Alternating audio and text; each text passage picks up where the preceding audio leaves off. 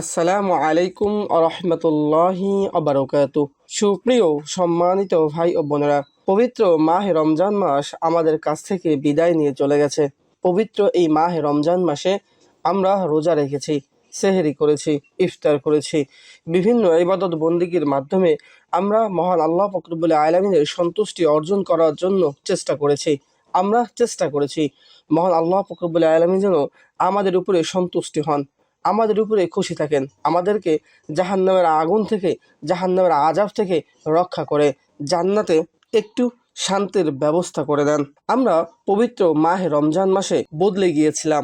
আমরা সঠিকভাবে ৫ ওয়াক্ত নামাজ পড়তেছিলাম, আমরা কোরআন তেলাওয়াত করেছি, আমরা বিভিন্ন ইবাদত বন্দেগী করেছি। আমাদের মধ্যে অনেকেই রাত জেগে তাহাজ্জুদ নামাজের মাধ্যমে আল্লাহ পাক রব্বুল আলামিনের কাছে কান্নাকাটি করেছি।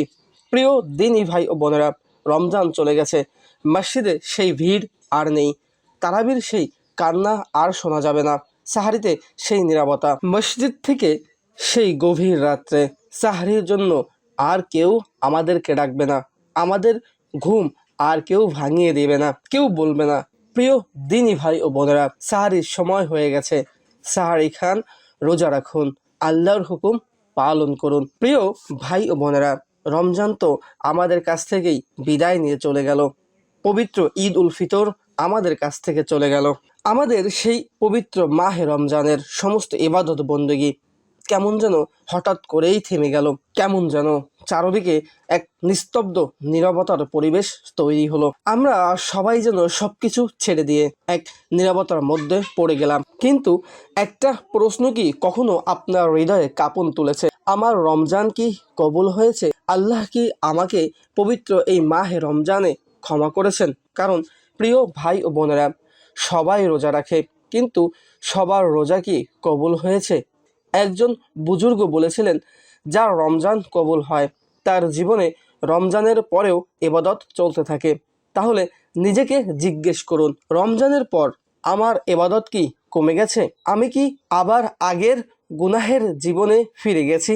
আজ আমি আপনাদের এমন একটি আমলের কথা বলবো, যা রমজানে আপনার রোজাগুলো, আপনার ইবাদতগুলো আল্লাহ পাক রব্বুল আলামিন কবুল করেছেন তার একটি গুরুত্বপূর্ণ ইশারা, একটি সংকেত হতে পারে, যা আপনাকে পুরো এক বছরের সওয়াব এনে দিতে পারে, যা কিয়ামতের দিন আপনাকে হাসাবে। অথচ আমাদের অনেকেই এই আমলটি সম্পর্কে জানে না, অথবা জেনেও অবহেলা করে।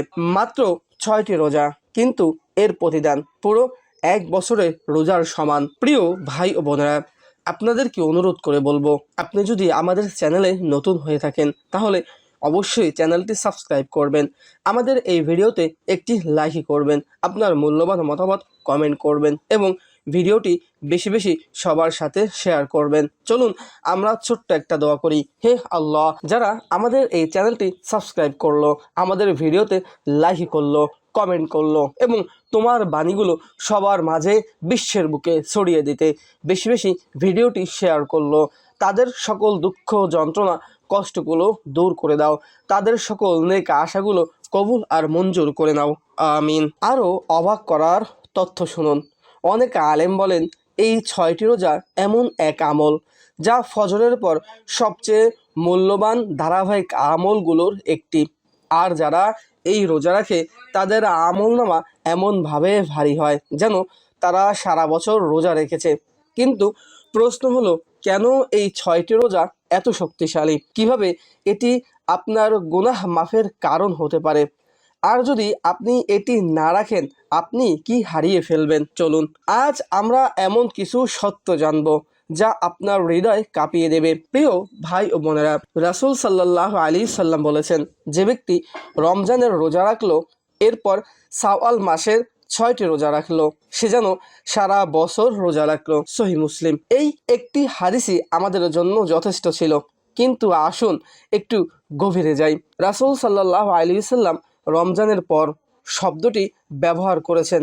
এটা প্রমাণ করে এই ৬টি রোজা রমজানের একটি প্রাকৃতিক ধারাবাহিকতা, অর্থাৎ রমজান শেষ হয়নি, বরং এটি শাওয়ালের মাধ্যমে চালু থাকে। কেন এক বছরের সমান? কারণ আল্লাহ বলেন, যে একটি ভালো কাজ করবে সে পাবে 10 গুণ তার প্রতিদান। সূরা আনআম আয়াত 160। 30 রোজা, যাকে আমরা 10 দিয়ে যদি গুণ করি তাহলে আসে 300।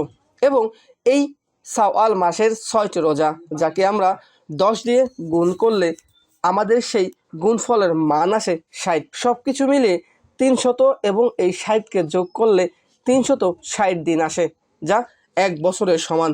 ভাবুন, আপনি হয়তো দুর্বল, প্রতিদিনই রোজা রাখতে পারেন না, কিন্তু আল্লাহ আপনাকে এমন একটি শর্টকাট বলে দিলেন যাতে আপনি পুরো বছরের সওয়াব পেতে পারেন। কেন শাওয়াল মাসের এই 6টি রোজা আমাদের জন্য এত গুরুত্বপূর্ণ? তার প্রথম কারণ হলো রমজানের ভুলগুলো ঢেকে দেয় এই 6টি রোজা। প্রিয় দর্শক, আমাদের রোজা কি সঠিকভাবে হয়েছিল?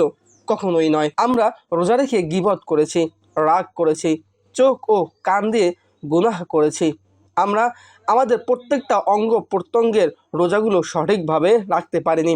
রাসূল সাল্লাল্লাহু আলাইহি সাল্লাম বলেছিলেন, অনেক রোজাদার এমন রয়েছে যারা রোজা রেখে শুধু ক্ষুধা ও পিপাসা পায়। এই ভয়ঙ্কর বাস্তবতা থেকে বাঁচতে শাওয়ালের 6 রোজা আমাদের আবার নতুন করে রাখতে হবে। দ্বিতীয়ত, আল্লাহর ভালোবাসার নিদর্শন।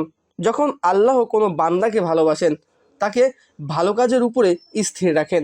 তাই যদি আপনি শাওয়াল মাসের এই পবিত্র 6 রোজা রাখার তৌফিক পান, বুঝে নিন আল্লাহ আপনাকে ছেড়ে দেননি। তৃতীয়ত, ঈদের পর গুনাহে ফিরে যাওয়া থেকে রক্ষা পাওয়া। বাস্তবতা কি? ঈদের পর অনেকেই গান, নাটক, ফ্যাশন ও গুনাহে ডুবে যায়, কিন্তু আপনি যদি রোজা রাখেন, আপনি নিজেই নিজেকে কন্ট্রোল করতে পারবেন। আপনার নফস দুর্বল হবে, শয়তানের বিরুদ্ধে সুন্দর একটা প্রতিযোগিতা করতে পারবে, আপনার থেকে শয়তান দূরে থাকবে। সুপ্রিয় সম্মানিত ভাই ও বোনেরা, সাহাবে একরাম রমজানের পর 6 মাস ধরে দোয়া করতেন, হে আল্লাহ আমাদের রোজা কবুল করো।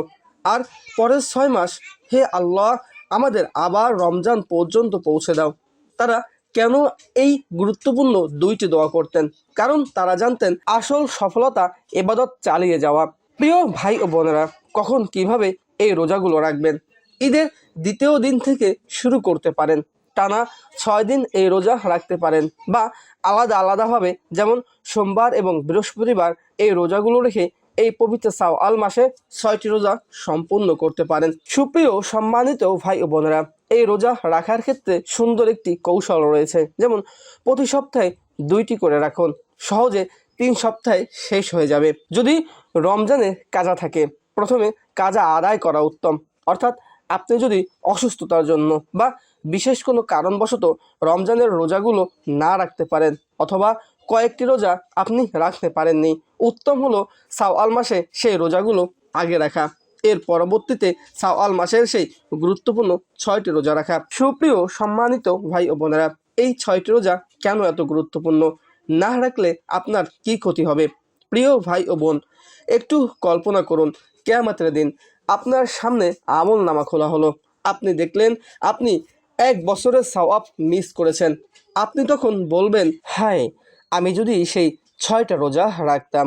কিন্তু তখন আর সময় থাকবে না। প্রিয় ভাই ও বোনেরা, রমজান চলে গেছে, কিন্তু আল্লাহ তো এখনও আছেন, জান্নাত এখনও আছেন, জাহান্নামও আছেন।